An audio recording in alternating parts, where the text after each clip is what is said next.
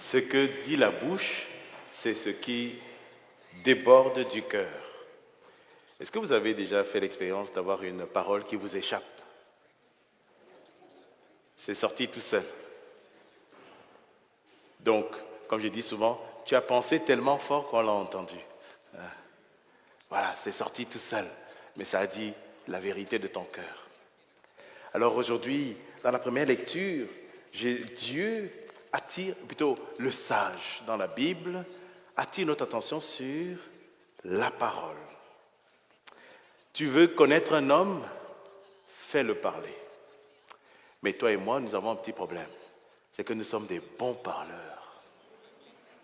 C'est ça, non? Je t'aime bien gros, c'est ça. Je t'aimerai toujours. Le lendemain, je t'aimais. Donc, nous sommes des bons parleurs. Et nous, en plus, on a appris ça. On a appris à parler. Donc, et alors, le problème, c'est comment savoir que la parole que tu dis est une parole de vérité? Alors, on nous dit, le sage nous dit, les petits côtés d'un homme apparaissent dans ses propos, mais comment savoir? Le four éprouve les vases du potier. Ta parole est-elle le résultat d'une expérience travaillée ou est-ce que c'est le fruit d'une connaissance habile? Alors, je me souviens quand on faisait les cours d'homilétique, donc Grégorio nous disait ça. Il venait s'asseoir, il était l'évêque, il venait s'asseoir, il nous écoutait parler. À la fin de l'homélie, il disait, ouais, tu ne crois pas en ce que tu as dit là? Ça ne sortait pas du cœur. C'était une habileté intellectuelle et verbale. Mais tu n'as pas parlé d'une expérience vitale. Pourquoi? Ta parole doit sortir doit être le fruit d'une expérience. C'est pour cela qu'on dit qu'il faut que tu sois lent à parler, prompt à écouter et, comme dirait un sage père dominicain, il disait toujours, avant de parler, il faut demander la permission intérieure à toi-même. Est-ce que je peux parler? Est-ce que j'ose parler? Est-ce que tu fais ce travail intérieur? Tu te demandes à toi-même la permission. Peux-tu parler, s'il vous plaît? Non. FTB, ferme ta boîte. Ferme-la. Comme ça, ce sera beaucoup plus facile. On juge l'homme en le faisant parler, dit la sagesse. Alors les anciens avaient cette parole, in vino veritas. C'est dans la bouteille, le vin. Le vin fait parler les gens. On te chauffe un peu là. On te chauffe, tu bois, ça sort tout seul. Voilà, ça sort tout seul. In vino veritas. Mais il faut que ce qui sort de ta bouche soit le fruit, chez les pères dominicains on avait ça, il faut que ce soit le fruit d'une contemplation. C'est parce que tu as travaillé en toi cette parole, que tu es monté le plus haut possible et que maintenant tu peux oser une parole. Alors, bonne question. Est-ce que nos paroles sont paroles de Dieu? Lorsque nous lisons des paroles du Seigneur, nous rendons grâce à Dieu. Acclamons la parole de Dieu. Nos paroles doivent être paroles de Dieu. La parole de Jésus était une parole de vie. Seigneur, vers qui irions-nous? Tu as les paroles de la vie éternelle.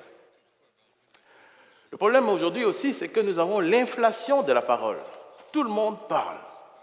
Les réseaux sociaux, c'est dramatique. Alors, on a eu des phénomènes, j'ai déjà parlé de ça ici. Il y a eu les YouTubers. Maintenant, c'est les TikTokers. En attendant d'autres choses. Donc, et là-dedans, il y a de tout. C'est fatigant. Et tout le monde est spécialiste, capable de te dire quelque chose pour faire des vues. Ah, c'est très intéressant. On fait des vues, mais est-ce qu'on t'a écouté? Alors, mais tout l'enjeu de ces gens, c'est de te faire marcher sur leur chemin. Attention, ça peut être un trou. Ça peut être un trou. Jésus le dit, un aveugle peut-il conduire un autre aveugle? Voilà. De tous ces parleurs, sont-ils des aveugles? Attention, y compris ceux qui parlent de Dieu. Ce n'est pas parce que tu parles de Dieu que tu conduis à Dieu. Tu peux parler de Dieu, tu peux faire les choses de Dieu, mais tu conduis à un trou, ou alors tu conduis à toi. Alors, c'est ça le grand enjeu. Les sages dans l'Ancien Testament et chez les Grecs, c'était ceux qui conduisaient, qui montraient le sommet de la montagne, et ils conduisent à Dieu. Donc, il n'y a de parole véritable que celle qui conduit à Dieu, pas à un homme, pas à quelqu'un. Jésus dit, ne vont-ils pas tous les deux tomber dans un trou? Quels sont les trous dans lesquels nous sommes tombés? Toi et moi, nous sommes tombés dans des tas de trous, de gens qui sont venus nous conter des affaires, selon comme on dit chez nous. Ils sont venus nous conter des tas d'affaires. On s'est fait avoir au niveau de l'argent. Ça vous est arrivé? Un type est venu vous raconter que non, tu seras riche, donne-moi ton argent. Oui. Le lendemain, tu n'es plus là. Ça s'appelle les arnaqueurs. Donc, toutes les arnaques qui sont montées, c'est la parole, ça. Il t'a fait tomber dans un trou.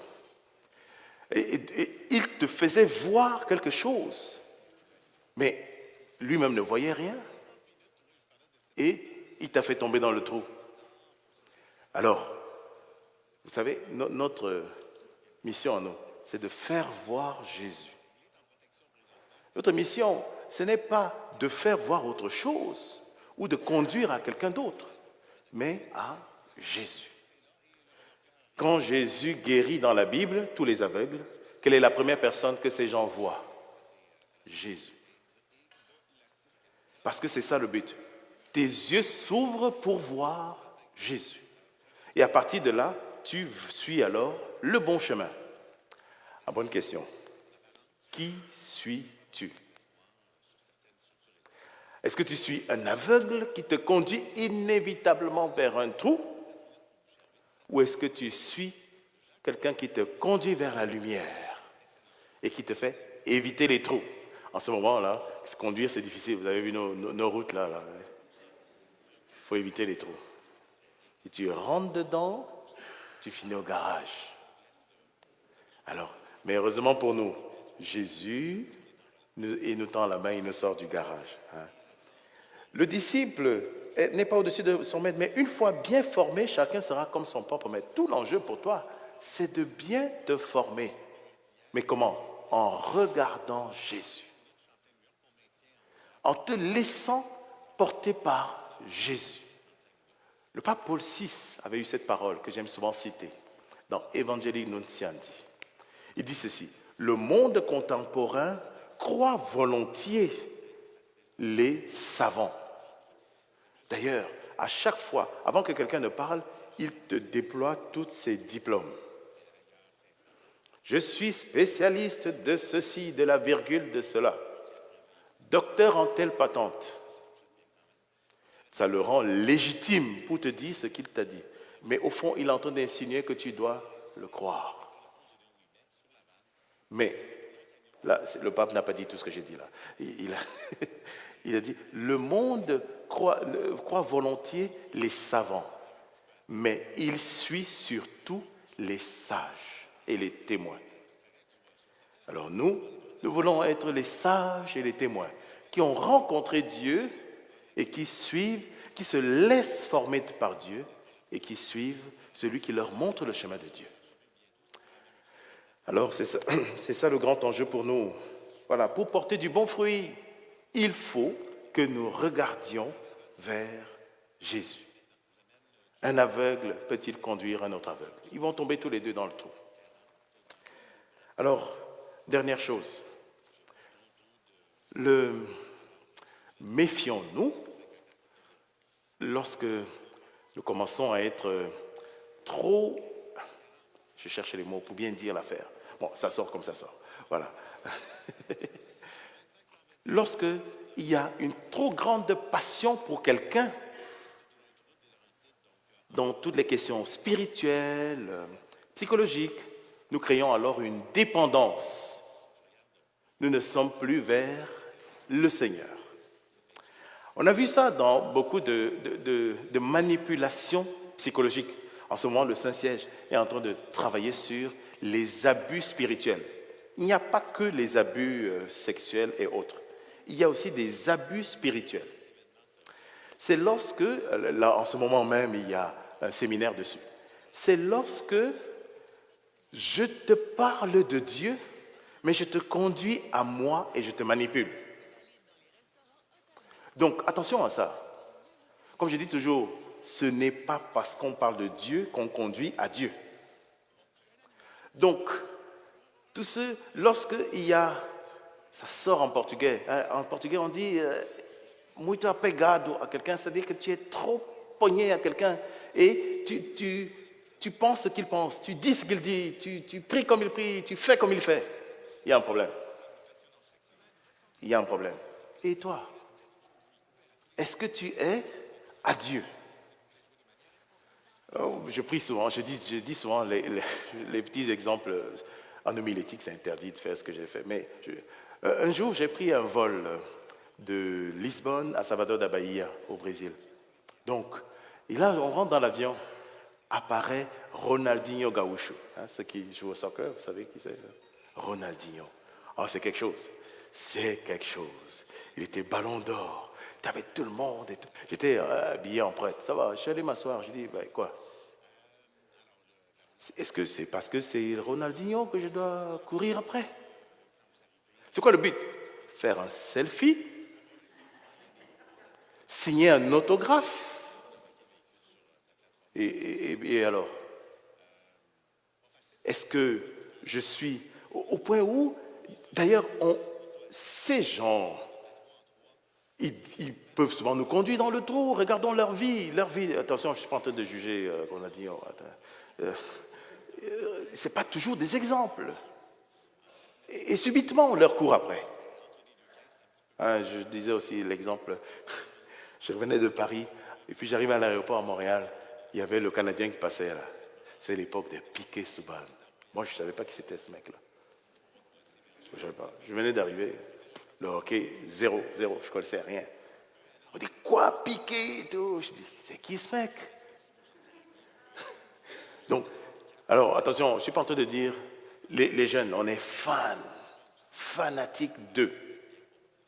Mais on ne vend pas notre vie à. Je peux être fan. Il y a eu l'époque des Michael Jackson et tout. Hein? Vous vous souvenez? Ou des Beatles et tout. Calme-toi. Attention, même le pape. On était allé au GMJ, hein. Évidemment, on a vu le pape. On dit, le pape. Ça s'arrête là, c'est tout. C'est tout. Sinon, il peut y avoir une manière de faire où on sent que nous ne sommes plus libres. Et du coup, on peut glisser subtilement vers quelque chose qui peut nous manipuler. Bon, grâce à Dieu, le pape, ce n'est pas un manipulateur, en tout cas, de ce que je connais. Mais on a eu des abus spirituels dans des congrégations, dans des communautés, dans des gens qui... Alors, il y a ça, un phénomène terrible avec les pasteurs de je ne sais pas quoi là. Ouh là là. Ça ne va pas là. D'accord? Bon, un aveugle ne peut pas conduire un autre aveugle. Tous les deux, vous tombez dans le trou. Jésus attire donc notre attention. Ouvre les yeux. C'était ça la chanson du début, non? Ouvre les yeux de mon cœur. Ouvre les yeux de mon cœur pour que je te voie toi et que je marche vers toi. Et toute notre dynamique, c'est de nous conduire à Jésus. Il faut que lui grandisse et que nous, ses serviteurs, nous diminuons. Comme on disait ça dans des camps de jeunes. Nous mettons la table, mais nous ne sommes pas le repas. Nous ne sommes pas le repas. On ne goûte pas bon, hein? Je ne goûte pas bon. Hein? N'essayez pas de manger, ça ne marche pas. Il y a de la chair, mais ça ne passe pas. Mais le repas, c'est Dieu lui-même. On conduit à Dieu. J'ai trop parlé, je suis désolé. Mais voilà, la parole de Dieu, le Seigneur nous a dit, tu veux savoir qui c'est, Qui est vraiment quelqu'un? Fais-le parler. Donc, vous m'avez fait parler. Hein? Fais-le parler. Tu le chauffes un peu, là. Hein?